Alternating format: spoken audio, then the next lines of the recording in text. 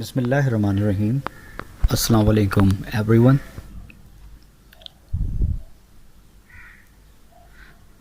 I am Mohammad Farooq Yasin, lecturer in physics from Government Degree College Balir Kent. आज हम बात करेंगे second year physics chapter number 19 nuclear physics के introduction की, और इसमें हम बात करेंगे मेन फिजन रिएक्शन क्या होता है, फिजन चेन रिएक्शन क्या होता है और फ्यूजन रिएक्शन क्या होता है. Okay, before starting our topic, first of all we have to discuss some important terms like mass number, atomic number and nucleon. Mass number: the total number of proton and neutron present in a nucleus is called as mass number. It is denoted by x. देखिए, आप पढ़ के आ चुके हैं कि किसी भी atom के अंदर जो total number of proton plus total number of neutron होते हैं उनको हम मास नंबर कहते हैं, जिसको हम ए से शो करते हैं. और आपको याद होगा किसी भी एटम में जितने प्रोटॉन होते हैं उतने ही इलेक्ट्रॉन होते हैं, तो proton plus neutron equal to mass number, या आप कह सकते हैं electron plus neutron equal to mass number.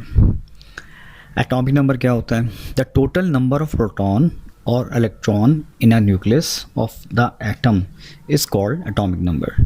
किसी भी एटम के अंदर जितने नंबर ऑफ प्रोटॉन होते हैं या जितने नंबर ऑफ इलेक्ट्रॉन होते हैं उन्हें हम एटॉमिक नंबर कहते हैं. न्यूक्लियन, देखिए न्यूक्लियस एक अलग चीज़ है. न्यूक्लियस का central part of an atom is known as nucleus. Nucleus contain proton plus neutron and nucleus has positive charge due to the presence of proton, but nucleon is the particle like proton and neutron present in the nucleus of the atom are called nucleon. Isotopes: all those elements which has the same atomic number but different atomic mass A are called isotopes. Their chemical properties are same but physical properties are different.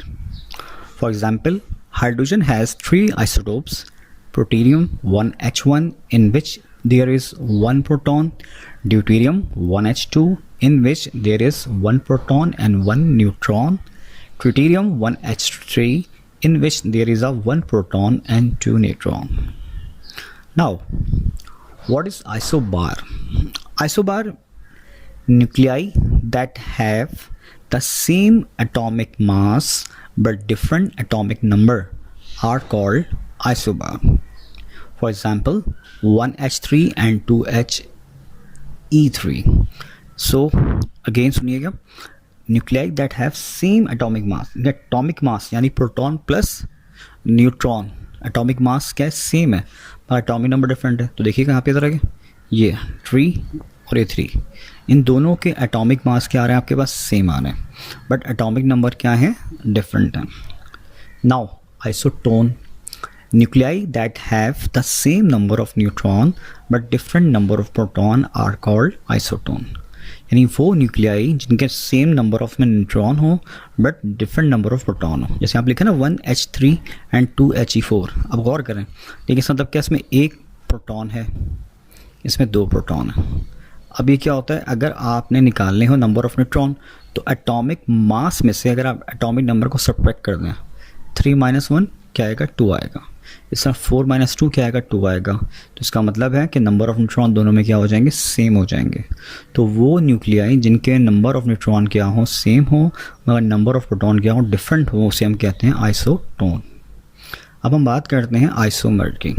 Nuclei that have the same atomic number and atomic mass but showing different radioactive properties are called isomer. यानी isomer क्या था? वो nuclei जिनमें atomic number, atomic mass क्या है? Same है, but उसके बावजूद जो उनकी रेडियो एक्टिव प्रॉपर्टीज़ होती हैं वो एक दूसरे से क्या होती हैं? मुख्तलिफ होती हैं. अच्छा जी, रेडियो एक्टिविटी क्या होता है? Henry Becquerel discovered that the new elements which have atomic number are not stable and their nucleus disintegrate by emitting rays. This process is called radioactivity.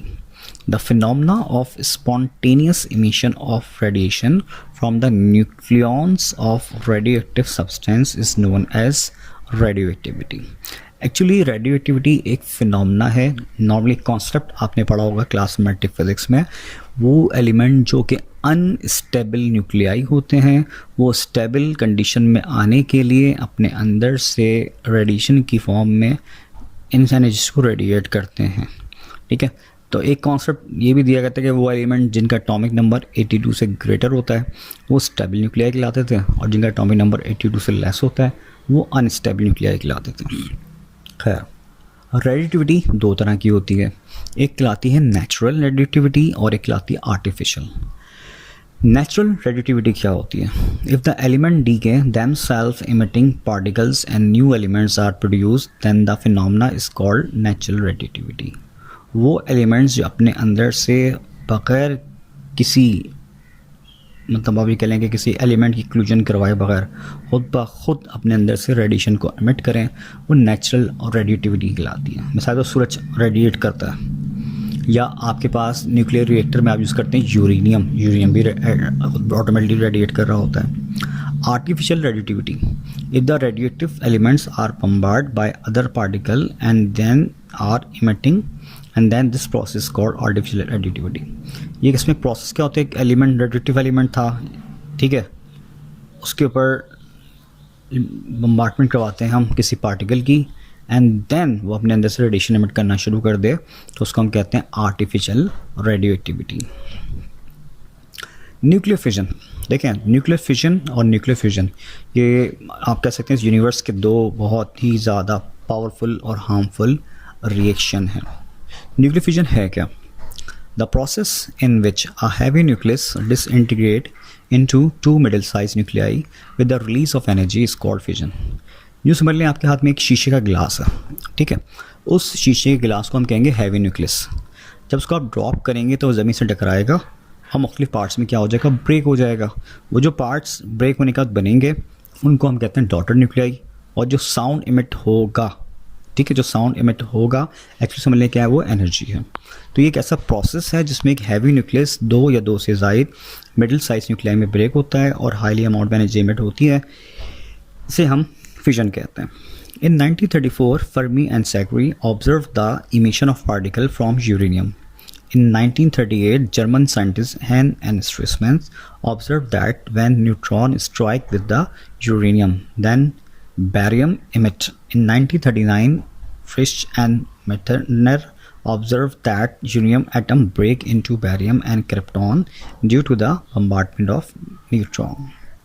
Diagram में देखिएगा, ये आपके पास एक न्यूक्लियस है यूरेनियम का. इससे जाके स्ट्राइक करता है, टकराता है एक स्लो मूविंग न्यूट्रॉन. देन ये यूरेनियम ब्रेक होता है दो पार्टिकल में, बैरियम में, क्रिप्टॉन में, और इससे रिलीज़ होते हैं तीन फास्ट मूविंग न्यूट्रॉन. अभी हम पढ़े थे एक ऐसा प्रोसेस जिसमें एक हैवी न्यूक्लियस दो या दो से ज़ायद लाइटर न्यूक्लियाई में ब्रेक हो जाए और हाईली अमाउंट में एनर्जी इमिट हो. इस प्रोसेस को हम कहते हैं न्यूक्लियर फ्यूजन. यहाँ पे इसकी इक्वेशन लिखिए, U92 235 न्यूट्रॉन जब टकराएगा ये थोड़ा सा अनस्टेबल हो जाएगा, 235 + 1 236 हो जाएगा. देन इससे इमिट होगा बैरियम, क्रिप्टॉन और तीन फास्ट मूविंग न्यूट्रॉन और हाईली अमाउंट ऑफ एनर्जी. आपको याद होगा 1 किलो यूरेनियम 3 × 10⁶ kg कोल के बराबर एनर्जी इमिट करती है. अच्छा जी, न्यूक्लियर फिजन चेन रिएक्शन, ये वैसे topic class matric chapter number 19 में भी मौजूद था और अभी सेकेंड ईयर में भी मौजूद है. सेम यूरेनियम से टकराता है slow moving neutron, barium, krypton और तीन फास्ट मूविंग न्यूट्रॉन से निकलते हैं. अब ये डायग्राम कॉपी पेस्ट को उठा के हमने यहाँ लगा दिया, ये डायग्राम उठा के हमने यहाँ लगा दी, ये डायग्राम उठा के हमने यहाँ लगा दी. अब ये फास्ट मूविंग न्यूट्रॉन जाकर दोबारा टकराएगा यूरेनियम से, दोबारा बैरियम, क्रिप्टॉन और तीन फास्ट न्यूट्रॉन, और ये प्रोसेस बार बार चलता रहेगा. इसलिए इसको बोलते हैं चेन रिएक्शन. ठीक है, एक दफ़ा शुरू हो गया तो शुरू हो गया. और नॉर्मली ये रिएक्शन हम दो जगहों पे करवाते हैं. एक करवाते हैं इंसानों की बेटरमेंट के लिए, न्यूक्लियर रिएक्टर में बिजली बनाने के लिए, और दूसरा इंसानों को डिस्ट्रॉय करने के लिए, तबाह बर्बाद करने के लिए एटॉमिक बम के अंदर.